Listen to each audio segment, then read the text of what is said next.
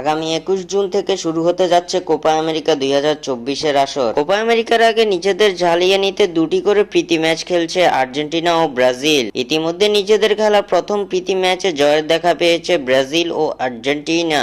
দুটি প্রীতি ম্যাচের মধ্যে নিজেদের খেলা প্রথম প্রীতি ম্যাচে মেক্সিকোর বিপক্ষে শ্বাসরুদ্ধকর জয় তুলে নেয় ব্রাজিল। শেষ মুহূর্তে তরুণ তারকা এনরিকের গোলে মেক্সিকোর বিপক্ষে 3-2 গোলের জয় পায় ব্রাজিল। অন্যদিকে আর্জেন্টিনা জয় পায় ইকুয়েডরের বিপক্ষে। অ্যানহেল ডি মারিয়ার একমাত্র গোলে ইকুয়েডরের বিপক্ষে জয় তুলে নেয় তিনবারের বিশ্ব চ্যাম্পিয়নরা। এবার নিজেদের দ্বিতীয় প্রীতি ম্যাচে মাঠে নামতে চলেছে ব্রাজিল ও আর্জেন্টিনা, যেখানে তাদের প্রতিপক্ষ যথাক্রমে ইউএসএ ও গুয়াতেমালা। ইউএস এর বিপক্ষে আগামীকাল 13 জুন বাংলাদেশ সময় ভোর 5টায় মুখোমুখি হতে চলেছে 5 বারের বিশ্ব চ্যাম্পিয়নরা। অন্যদিকে আর্জেন্টিনা তাদের দ্বিতীয় প্রীতি ম্যাচে মাঠে নামবে আগামী 15 জুন। 15 জুন বাংলাদেশ সময় ভোর 6টায় গুয়াতেমালার বিপক্ষে মাঠে নামবে আলবিসেলেস্তারা। এদিকে বরাবরই ব্রাজিল আর্জেন্টিনার ম্যাচগুলো লাইভ দেখা নিয়ে সমস্যার সম্মুখীন হতে হয় বাংলাদেশ সহ এশিয়ার ভক্ত সমর্থকদের। দক্ষিণ আমেরিকার সঙ্গে সময়ের ব্যবধানে ব্যাপক পার্থক্য এবং এশিয়ার টিভি চ্যানেলগুলো সরাসরি সম্প্রচার না করার কারণে ব্রাজিল আর্জেন্টিনার ম্যাচ লাইভ দেখতে সমস্যা পোহাতে হয় ভক্তদের।